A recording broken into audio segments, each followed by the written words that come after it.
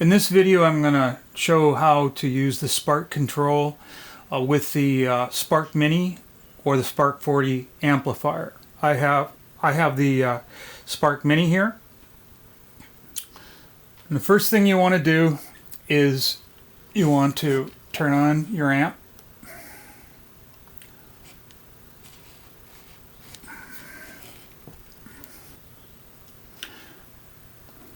You want to start the Spark software and connect to the amp. And right now we have successfully connected.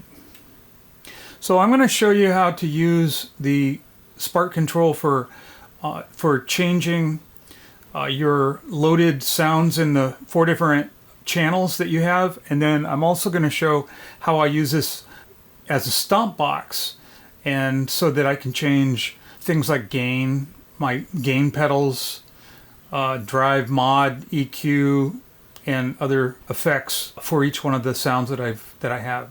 And there's other things that you can do, but these are the 2 primary things that I use it for. One of the things that I would recommend when you set up your sounds, first go in and set up and make sure that each sound in each one of these banks that you have set it up with gain, reverb, delay, whatever, modulation. Set all of that up, because what's going to happen is if you don't want an effect, you can turn it off with the controller. So you just go in and do whatever you need to do. Right now, that's channel 1.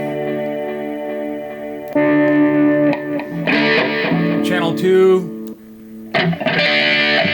Channel 3, Channel 4. Now when you do make changes, let's say you were to go in and you were to change something in here, just make sure that you tap on the 3 little dots and then either overwrite or save as new. Or you can also share to the tone cloud. So whatever you do with any of the settings that we're going to be doing, make sure that you save them. I didn't make any changes, so I don't have anything to save. Now I do have a video about creating custom sounds, and that's here. Once you've started up your amp, you can turn on the controller. Now what we want to do is we actually want to set the controller up here. We want to click on that. Right now you can see that I'm in Stompbox mode. Right? Now the first thing I want to do is click on that, and you can see we have many different selections here. And select scenario. Well, we have hardware presets. We have Stompbox mode, and then we also have the playback control, which you can play back YouTube music videos, and you can also do or create custom profiles. We're going to go back to hardware presets, and you can see that I have each one of these set up for number 1, number 2, number 3, number 4, which corresponds to these switches, and I have this set up for the tones that I've set up in my 4 channels on the amp. While we're in hardware presets, we can go ahead and select one of these presets. Like for right now, I'm in this kind of a spacey one here. But if I click on any of these,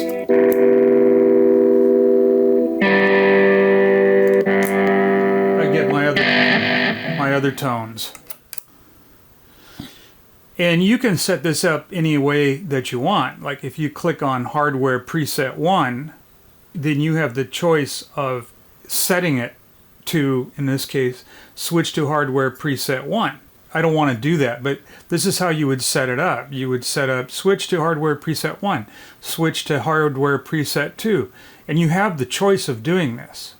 So if you're gigging or practicing, you go to hardware preset and you can load your tone right away. The next thing that you do, or that I do, is I want to be able to change my tones on the fly, I click where it says hardware presets. Now we're at select scenario, and I want to go to Stompbox mode. And then here you can choose, like on number 1, I have this set for toggle the mod EQ off and on. So in this case, I have it set for modulation. If I want to change this, I would change it. Like I could change this to drive on or off or whatever. Noise gate.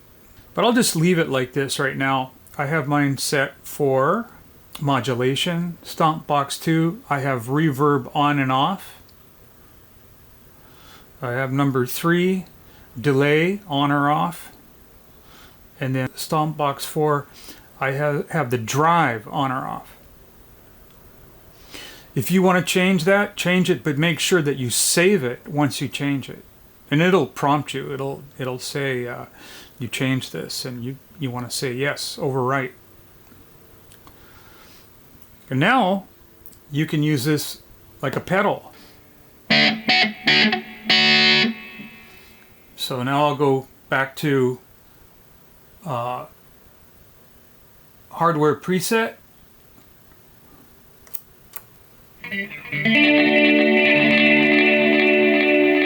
Now I'll click here.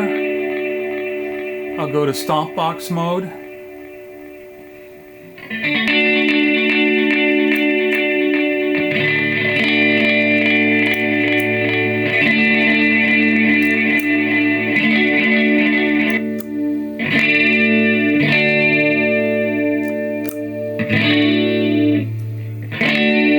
Very dry, reverb.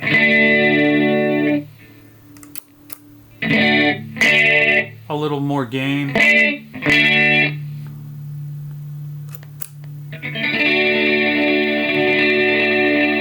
I've got that nice echo. Reverb.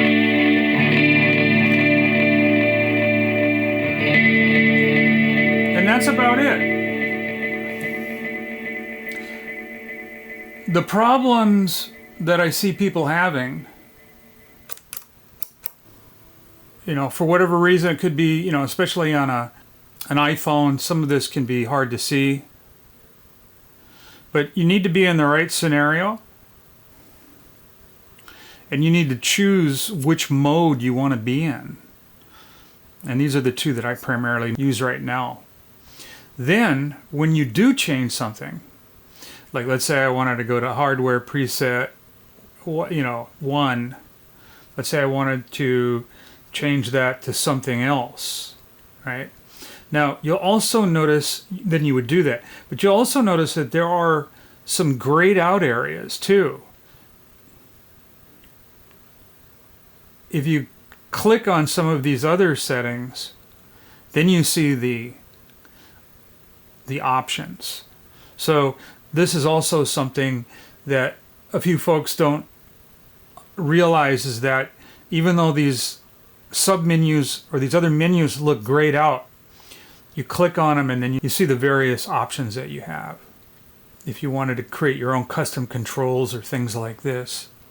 If you just want to get this set up for using your hardware presets and your Stompbox pedals, then this is how you do it. Hopefully this helps you out.